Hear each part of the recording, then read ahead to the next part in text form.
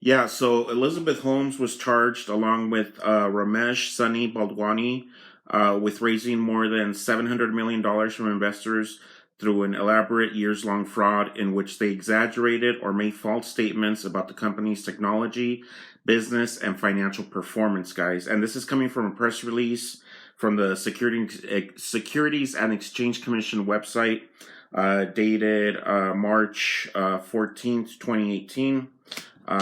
So basically, guys, I read the complaint that the SEC has against Miss Elizabeth Holmes and Mr. Baldwani and Theranos Inc. And it's basically, they were claiming to having revolutionized the diagnostics industry. They were basically saying that the technology that they had created, where you would only need a few drops of your blood in order to do lab work. So it was no longer these vials and vials of blood that you would need to conduct a lab test for individuals that were sick, or just getting physicals or something. Investors, according to the complaint, believed, based on these representations, that Theranos had successfully developed a proprietary analyzer that was capable of conducting a comprehensive set of blood tests from a few drops of blood from the finger. Okay, so investors invested in this company based on these lies. Some of the investors, guys, by the way, Rupert Murdoch, the media mogul, was one of the investors. The Walton family, heirs of the Walmart, Sam Walton Foundation, Sam Walton, Walmart company, the Walton family, billionaires. They invested in Theranos as well. And so the complaint goes on to say that there was, let me see, Holmes also made similar statements to Grocery A, which it is believed to be Walgreens, guys, that Theranos has successfully miniaturized the conventional laboratory. Elizabeth Holmes, also told him that Theranos analyzers were being deployed in the battlefield based on these representations in September of 2010. Grocery A, which I believe to be Walgreens, contracted with Theranos to offer Theranos patient testing in the Walgreens stores. So they were saying Elizabeth Holmes was lying to Walgreens, saying that their technology was being used in Afghanistan, and that was not true, guys. Let's see. The complaint goes on to say that at the end of 2013, Pharmacy A agreed to accelerate a portion of a $100 million innovation fee to help Theranos broaden its rollout services to Pharmacy A stores.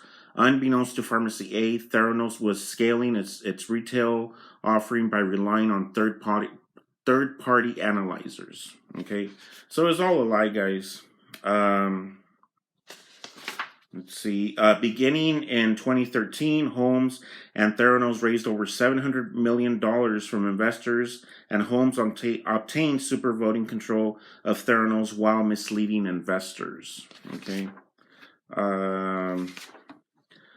According to the complaint, it goes on to say that as Holmes knew or was reckless in not knowing, however, Theranos often actually tested their own blood on third-party analyzers because Theranos could not conduct all of the tests it offered prospective investors on its proprietary analyzers.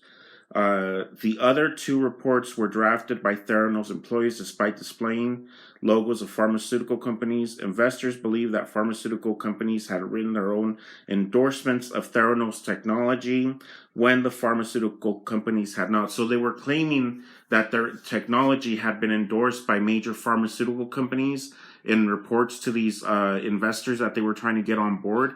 And it was not true, guys. It was just a major fraud, and it was a lie. Okay. This is a 24-page complaint, guys, filed by the SEC. It was filed on March 14th, 2018.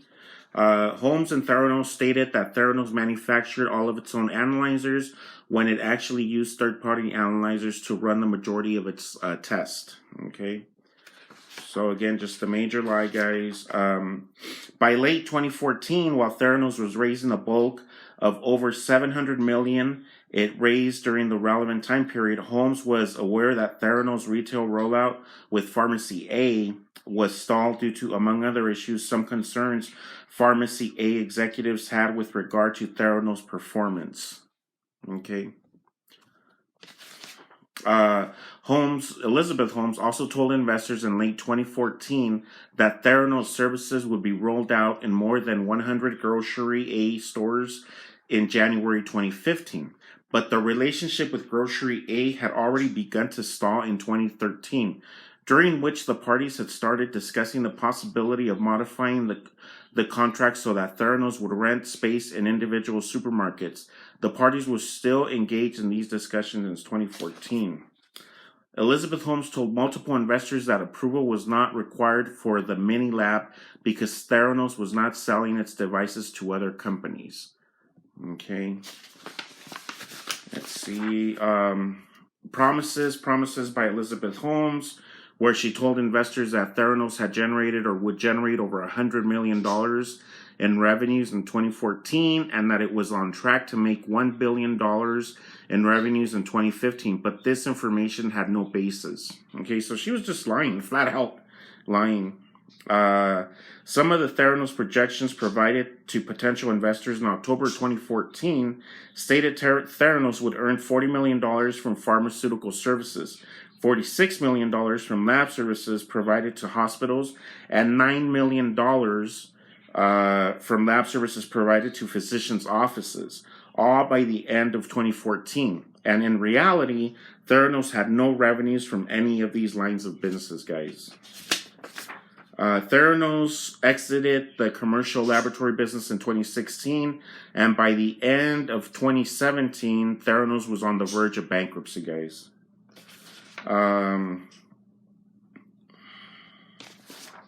So it was a flat-out lie, guys. That's what she did, Elizabeth Holmes. And the case is going to go to trial at the end of this year. I'm definitely going to keep an eye on that trial and follow that trial. Thank you for watching. I'm the South Bay Investor.